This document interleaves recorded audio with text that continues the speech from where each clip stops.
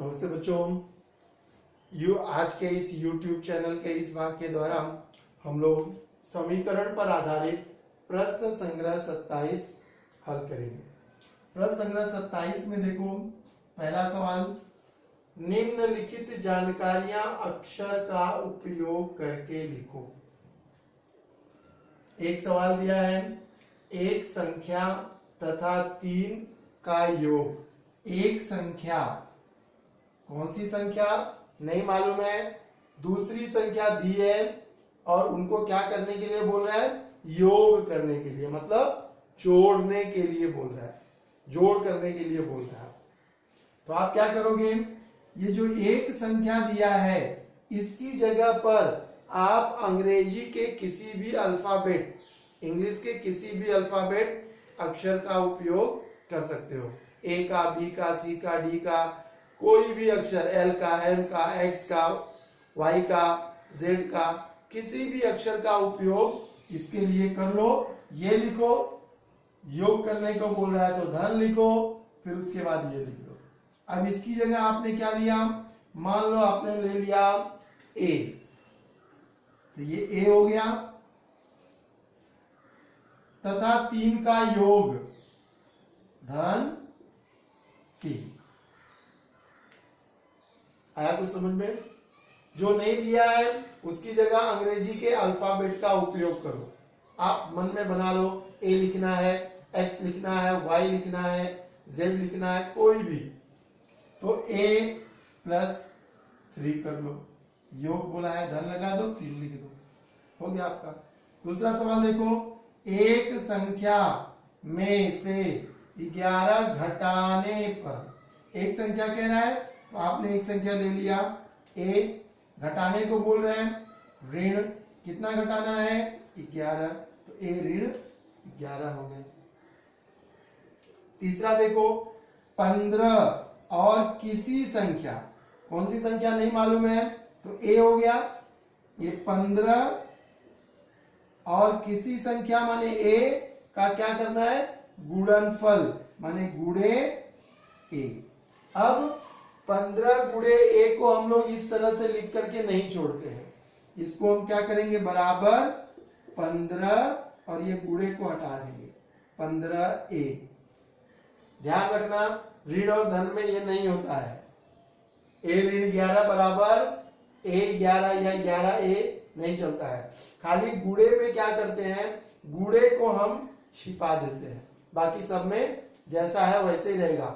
गुणे वाले में 15 गुणे ए है तो उसको हम 15 ए दिखा देंगे, गुणे को छिपा देते हैं।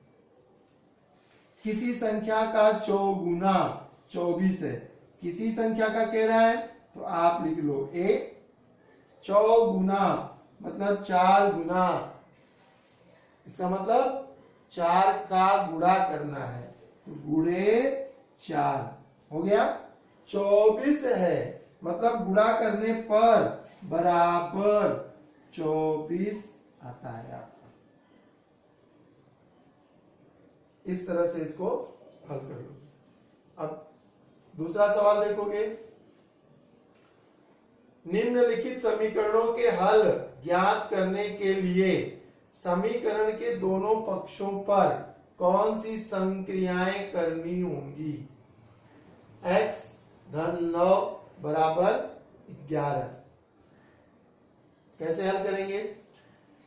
एक चीज आप लोग ध्यान में रखोगे कि जब हमें समीकरण, किसी से दिए गए समीकरण को हल करना होता है तो हम समीकरण के दाएं पक्ष और बाएं पक्ष दोनों में समान क्रियाएं करते हैं। अगर बाएं पक्ष में कुछ जोड़ते हो तो आपको दाहिने पक्ष में भी वही जोड़ना पड़ेगा। बाएं पक्ष में अगर कुछ घटाते हो तो दाहिने पक्ष में भी आपको वही घटाना पड़ेगा। बाएं पक्ष में अगर किसी संख्या से गुणा करते हो तो दाहिने पक्ष में भी उसी संख्या से गुणा करना पड़ेगा, और यदि बाएं पक्ष में किसी संख्या से भाग देते हो तो आपको दाहिने पक्ष में भी उसी संख्या से भाग देना होगा। अब यहां पर देखो, x धन 9 बराबर 11 दिया है। हल करने का मतलब क्या हुआ, x के साथ जो क्रिया करने को दी गई है वो हट जाए। अब वो हटेगी कब, जब जो क्रिया करने को दी है आप उसकी उल्टी क्रिया उसके साथ कर दो। यहां जोड़ने को बोला है तो आप उतना घटा दो तो ये घट जाएगा, लेकिन जब ये घटेगा तो उधर भी घटाना पड़ेगा। मतलब क्या, x धन 9 बराबर 11 दिया है। अब आपको ऐसा कुछ करना है कि ये यहां से हट जाए, इसको यहां से हटाना है तो इसकी उल्टी क्रिया, ये धन 9 है ना, तो आपको धन का उल्टा ऋण, गुणा का उल्टा भाग। तो धन 9 है तो इसका उल्टा हो गया ऋण 9। ऋण 9 का क्या मतलब हुआ, 9 को घटाना होगा। तो सबसे पहले हम लोग लिख देंगे यहां पर दोनों पक्षों में 9 घटाना होगा।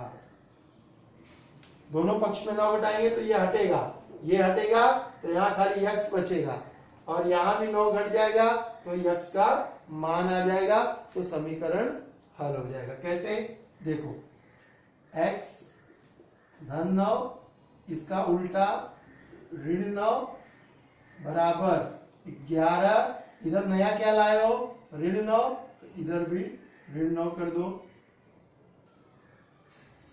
तो इधर आपके आ जाएगा, इससे ये कट जाएगा, इधर बचेगा x, x बराबर 11 में से 9 गया। जब खाली x का मान आ जाएगा तो वो उसका मतलब समीकरण हल हो गया। अब x बराबर 2 आ गया ना, ये x की जगह पर 2 रखने पर ये दोनों तरफ बराबर हो जाना चाहिए।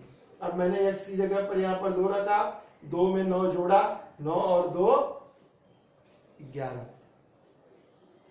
आया समझ में। अब देखो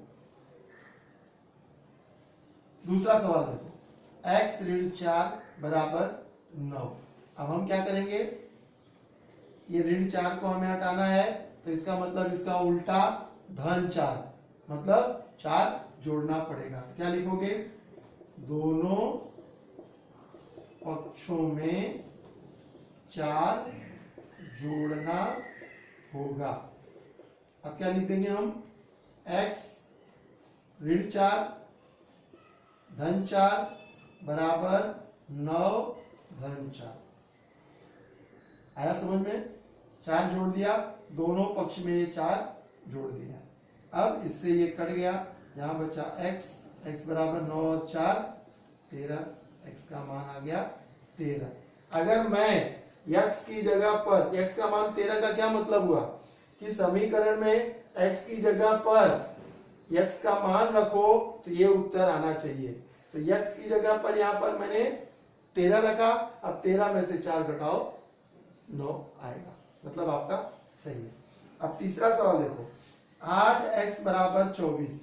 8x का मतलब क्या है, पहले भी बताया मैंने, 8x का मतलब 8 गुणे x। जैसे यहां था 15 गुणे a को हमने क्या लिखा, 15a। 8x का मतलब क्या हुआ, 8 गुणे x, 8 और x में गुणा किया गया है। तो अब ये 8 को हटाना है तो आपको क्या करना होगा, भाग देना होगा, उसका उल्टा। यहां लिख दोगे क्या, दोनों पक्षों में 8 से भाग देना होगा। लिख दोगे 8x, आप या तो भागे लिख दो, भागे 8 बराबर 24 भागे 8, या इसको हम बटे के रूप में भी लिख सकते हैं। 8x बटे 8 बराबर 24 बटे 8, ऐसे भी लिख सकते हैं। बटे माने भाग होता है। फिर ये 8 से 8 कट गया, इधर बचा x बराबर 24 में 8 से भाग दे दोगे तो x का मान 3 आएगा। अब 8 में 3 का गुणा कर दोगे तो 24 आ जा रहा है, मतलब आपका सही है। चौथा सवाल देखो, x बटे 6 बराबर 3 दिया है, यहाँ बटे दिया है माने हो गया भाग, x में 6 से भाग दिया है, x बटे 6 बराबर 3, मतलब x में 6 का भाग दिया गया है। तो अब आप क्या करोगे 6 हटाने के लिए, दोनों पक्षों में 6 से गुणा करना होगा, भागे है तो गुणे कर दो, तो x बटे 6 गुणे 6 बराबर 3 गुणे 6 हो गया, इससे ये कट गया, इधर बचा x, x बराबर 3 छके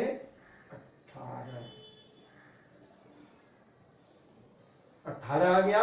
अब यहाँ x की जगह पर 18 रख दोगे तो 6 से उसमें भाग दोगे तो आपका 3 आ जाएगा।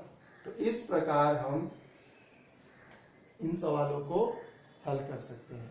इसके बाद अब हम तीसरा सवाल देखेंगे।